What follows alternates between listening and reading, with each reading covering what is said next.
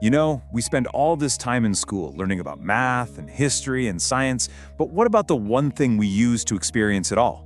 Our own minds.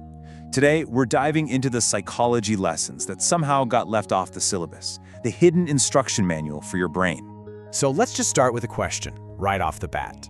Seriously, take a second. What's one core belief you have about yourself, about the world, that you've just never, ever stopped to question? Just keep that in the back of your mind, because we're about to pull back the curtain on the invisible forces that shape those very beliefs. The thing is, every single one of us is playing by a rule book we've never actually read.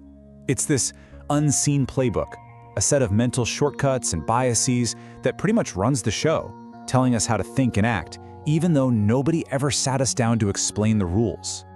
Yeah, we spend years learning things like the Pythagorean theorem or the dates of ancient battles, and that's all fine and good, but we get almost zero training on how our own minds work, how to spot our own biases, how to really understand other people. This right here, this is that missing manual. You might have heard of this idea in education, the hidden curriculum. It's all the unwritten rules and lessons you pick up at school without ever seeing them on a test. Well, we're taking that exact same idea and applying it to psychology, to all those crucial lessons we have to learn the hard way, out in the real world. So here's our game plan. We've just talked about the unseen playbook. Next up, we're going to get personal with lessons about you. Then we'll look outward with lessons about others. And finally, we'll zoom out to lessons about reality itself before we wrap it all up. Ready? Let's jump in. All right, first stop, the journey inward. These are the lessons all about the one person you're with 24/7, yourself. We're going to look at some of the default settings in our mental software that shape how we see ourselves. And lesson number one from this hidden curriculum, oh, it's a big one. It's all about how our own brains can be our biggest yes men. So we're always told, be objective, look at the facts, right? But the hidden lesson is that your brain doesn't really want the objective truth. It wants to be right. This is confirmation bias. Your brain isn't a neutral detective searching for clues. It's more like a biased lawyer, only gathering evidence that supports the case it's already decided to win. Okay, next up, let's talk about that feeling you get when you're in the spotlight, or when you think you're in the spotlight. This is a mental habit that runs on a loop for so many of us.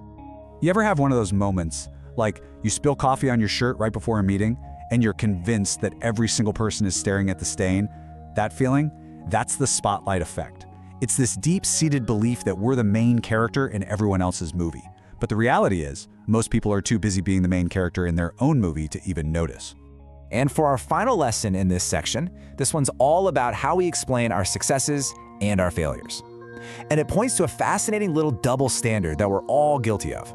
Think about it. When you succeed, it's because of your talent, your hard work. You earned it.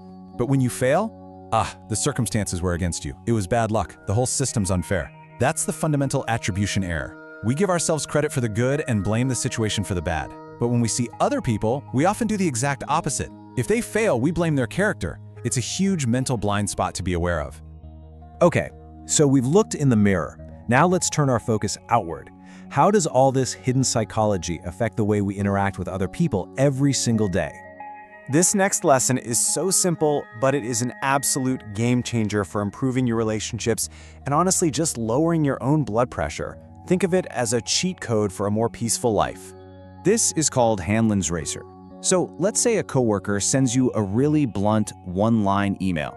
Your first gut reaction might be, wow, what's their problem? But Hanlon's Razor suggests a different path.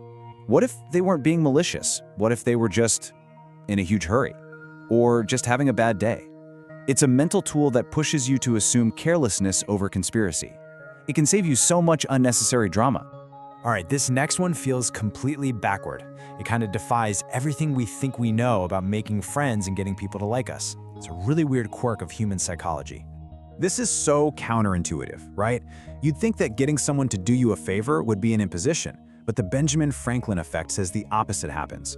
When we do something nice for someone, our brain does this little mental gymnastics to justify it. It goes, well, I wouldn't have helped them if I didn't like them, so I must like them. You actually end up liking them more. It's wild.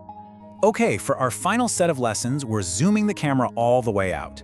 This isn't just about you or about others. This is about how our brains literally construct the reality we experience every day.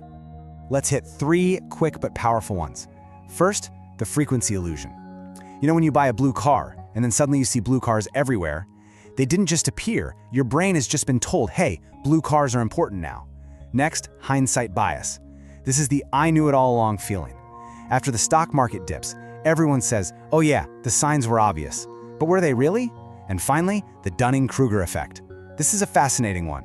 It's the tendency for people with low ability to overestimate their skill because they don't even know what they don't know. True experts, on the other hand, are often more humble because they're keenly aware of how much there still is to learn. So, we've pulled back the curtain on just a few of the hidden rules your mind is following every day. What does all this add up to? What's the big mind-shifting idea here? Look, if you remember one thing, it's this. Your mind is not a perfect video camera recording reality. It's more like a super efficient movie director using shortcuts and special effects to create a story that helps you survive. Your perception of the world is being actively shaped by these biases. But here's the good news. Just being aware of them, that is the first, most crucial step to seeing things more clearly. We started this whole thing with a question. What's one belief you've never questioned? Well, now that you know about this hidden curriculum that's running in the background, the real challenge begins.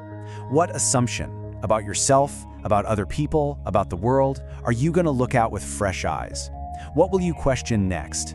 Let me know your thoughts down in the comments and subscribe for more mind-shifting insights just like this one.